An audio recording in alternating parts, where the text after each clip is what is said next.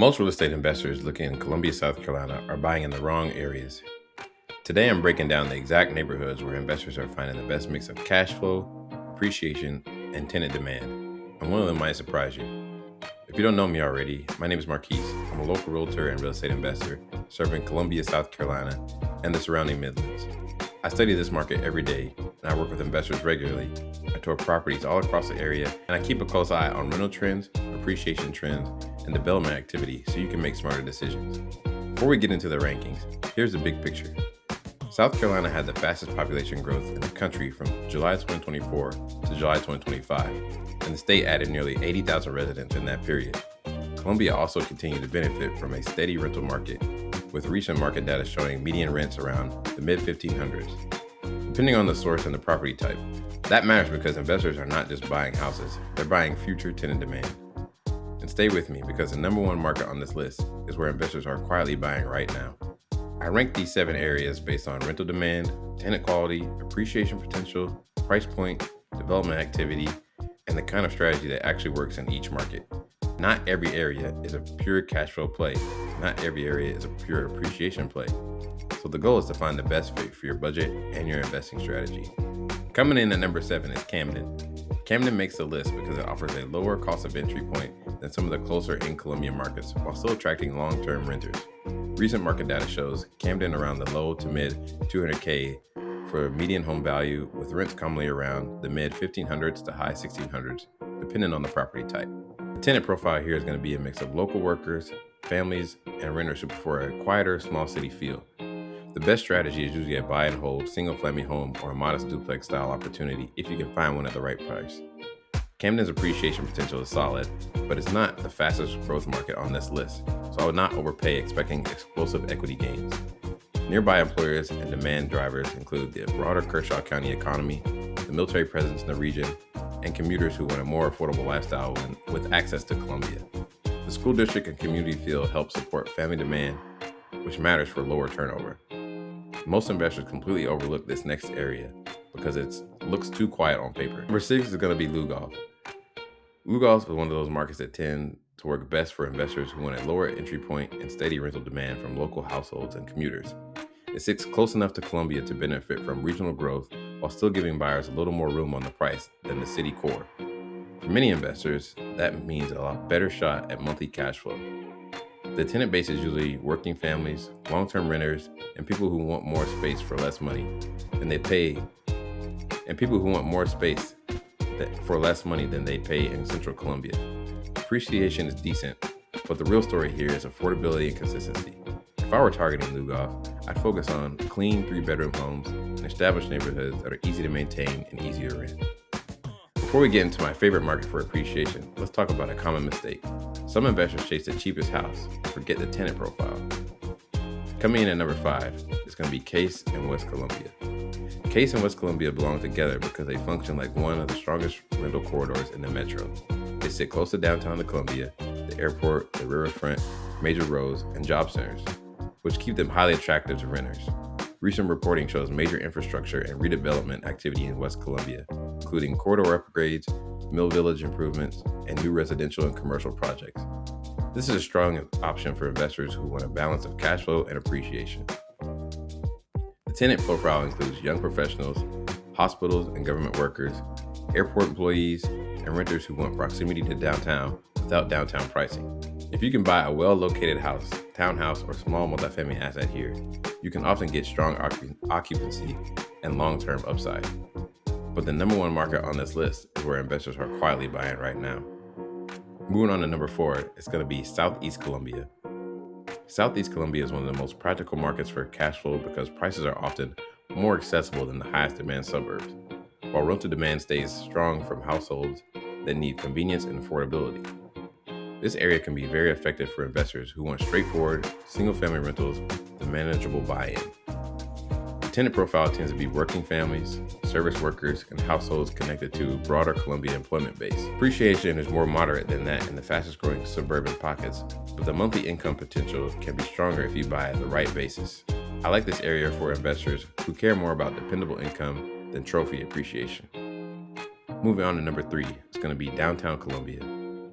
Downtown Columbia is not my first choice for every investor, but it absolutely deserves a spot on this list because the tenant demand is real and the long-term growth story is strong. Downtown rents tend to be higher than many other parts of the metro, and there's a continued interest from students, young professionals, medical workers, and renters who want walkability. This is usually more of a higher entry price, higher rent, and lower turnover strategy. You're often looking at condos, townhomes, small multifamily, or properties tied to the university and urban rental ecosystem. The appreciation potential is strong because of the ongoing infill and redevelopment, but your margin for error is smaller, so underwriting matters a lot. Number 2, Blythewood. Blythewood is one of the strongest long-term appreciation markets in the Columbia area, and that is why it ranks near the top. Population growth has been dramatic, with one 2026 estimate showing the town at nearly 8,000 residents and growing rapidly, while local water and subdivision expansion plans point to continued development pressure. The tenant profile here is typically higher income families, professionals, and people who want newer housing, good schools, and suburban convenience. School district reputation is a major driver, and new construction keeps reshaping the area. If you're investing in Blythewood, the best strategy is usually a newer single-family rental or house you can hold for long-term appreciation and relatively stable tenants. Our number 1 area is going to be Lexington. Lexington takes a top spot because it combines rental demand, strong family appeal, job access, school-driven demand, and long-term appreciation better than almost anywhere else in the region. This area continues to benefit from residential growth and infrastructure improvements, including road widening and downtown development activity that support future livability and demand. This market works especially well for investors who want a more stable, higher quality tenant base and are willing to buy in areas where prices may be higher, but vacancy risk is often lower.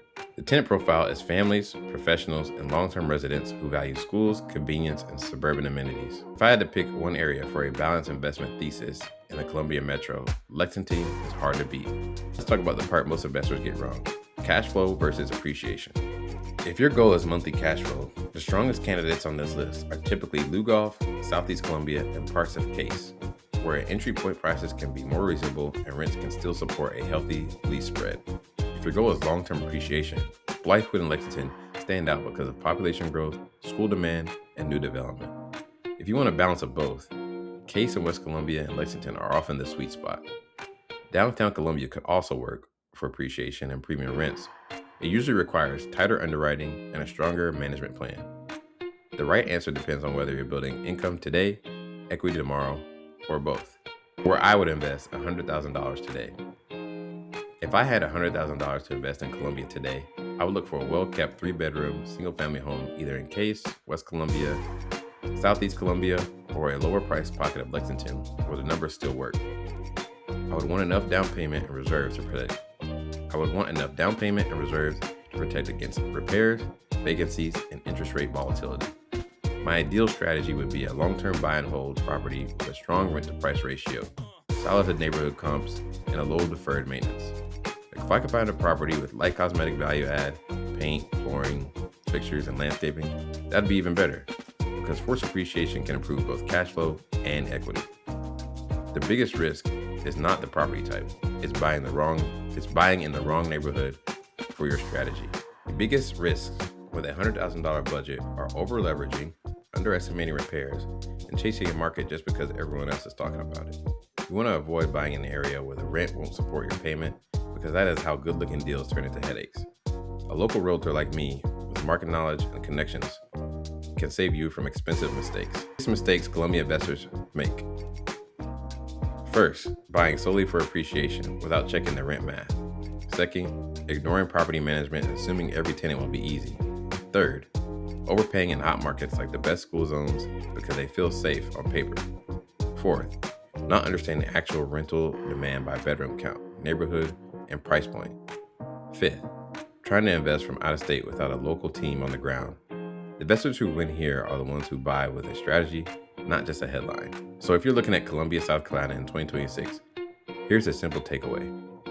Lexington and Blythewood are your strongest appreciation markets. Case and West Columbia gives you strong balance, and Lugoff and Southeast Columbia can be better cash flow plays. Camden and downtown Columbia round out the list, depending on whether you want affordability, urban demand, or long-term positioning. If you want investing opportunities in Columbia, South Carolina, comment invest below If you're interested in multifamily or house hacking, comment multi below. Subscribe for more Columbia, South Carolina real estate investing content and reach out for a personalized investment strategy based on your budget, timeline, and risk tolerance.